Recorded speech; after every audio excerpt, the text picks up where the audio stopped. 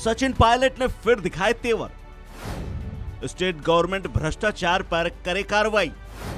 प्रदेश में बीजेपी का नेतृत्व नहीं बचा है। भ्रष्टाचार और नौजवानों के भविष्य, इन दो मुद्दों पर किसी प्रकार का कोई समझौता कोई करे या मैं समझौता करूं, ये संभव नहीं है। अभी 1-2 दिन पहले मेरी बात दिल्ली में हुई थी। कांग्रेस का जो शीर्ष नेतृत्व है, अध्यक्ष जी हैं, बाकी सब लोग हैं, जो मांगे मैंने रखी थी उसका पूरा संज्ञान पार्टी को भी है।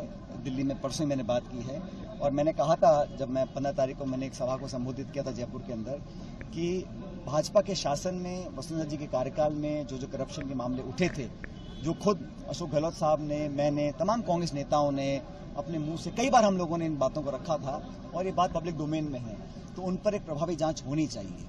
और जहां तक राजस्थान पब्लिक सर्विस कमीशन है, वहां पर काफ़ी पद खाली पड़े हैं और कुछ नियुक्तियां ऐसी हैं जो मैं समझता हूं बेहतर हो सकती हैं। इसलिए उसका मूल चूक उसमें परिवर्तन लाना, उसकी फंक्शनिंग में, उनकी नियुक्तियों में मापदंड तय हो, और जो हमारे लाखों लाख बच्चे जो बड़ी मुश्किल से शहरों में जाकर मकान और कमरे किराए पे लेते हैं, कोचिंग और ट्यूशन में पैसा खर्च करते हैं, साल 2 साल मेहनत करते हैं, उसके बाद अगर उनके साथ धोखा हो जाता है तो उन लोगों के पास कुछ लोग ओवरेज हो जाते हैं, कुछ के घर परिवार वालों को आर्थिक बहुत दिक्कतें आती हैं, तो उन लोगों की आर्थिक मदद हम लोग करें। मैं समझता हूँ ये मैंने मुद्दा उठाया था और मैं समझता हूँ इस मुद्दे पर कार्रवाई सरकार करेगी।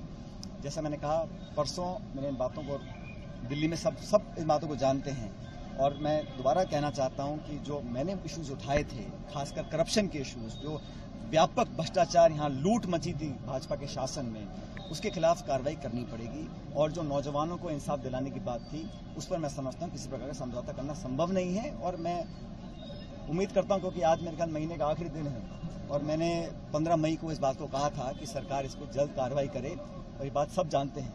तो मैं इंतजार कर रहा हूँ कि परसों हमने दिल्ली में बात की थी और कार्रवाई करने का जो दायित्व है वो कह चुके हैं राज्य सरकार को करना है। तो देखिए कल क्या होता है। और भाजपा का जहां तक राजस्थान में हाल है, आज मुझे मालूम है प्रधानमंत्री यहाँ आ रहे हैं।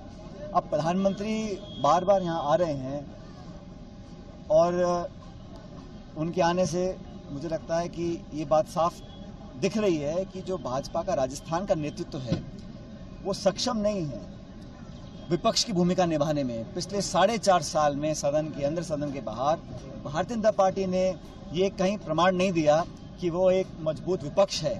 संख्या बल ठीक ठाक है उनके पास विधायकों का, फिर भी हर मुद्दे पर मुझे लगता है जो एक जनता उम्मीद करती है, क्योंकि एक प्रभावशाली विपक्ष लोकतंत्र की बहुत बड़ी जरूरत है, उस चीज में पूरी तरह फेल हुए हैं।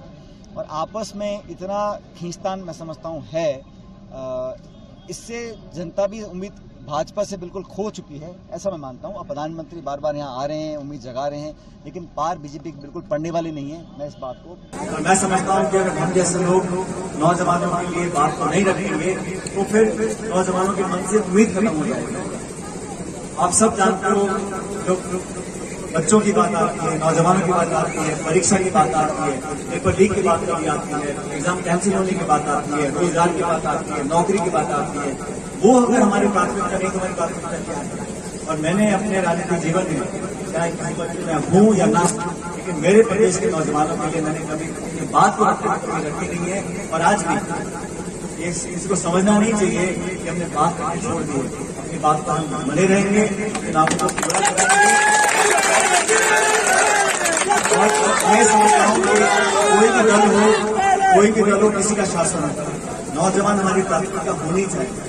उन लोगों के लिए क्या कर सकते हैं? अगर किसी के साथ नाइंसाफी हो रही है, बेईमानी हो रही है, किसी के साथ प्रत्यार्पण हो रहा है, अनदेखी हो रही है, पक्षपात हो रहा है, वो हम लोगों को बर्दाश्त नहीं होना चाहिए। सब लोगों को, मैं की बात नहीं कर रहा, सभी लोगों की बात कर रहा हूं। इस प्रकार की सोच को लेकर हम चलेंगे, नौजवानों को पढ़ लिख कर आगे बढ़ने का मौका मिलेगा, अपने पैर पर खड़े होंगे, स्वतः ही अपने इलाके का विकास करेंगे। और मैं तो कहता हूँ, जो गांव कहानी में शिक्षा का वरदान आ गया, उसका विकास अपने आप, उस क्षेत्र को फिर किसी तरफ देखना नहीं पड़ेगा।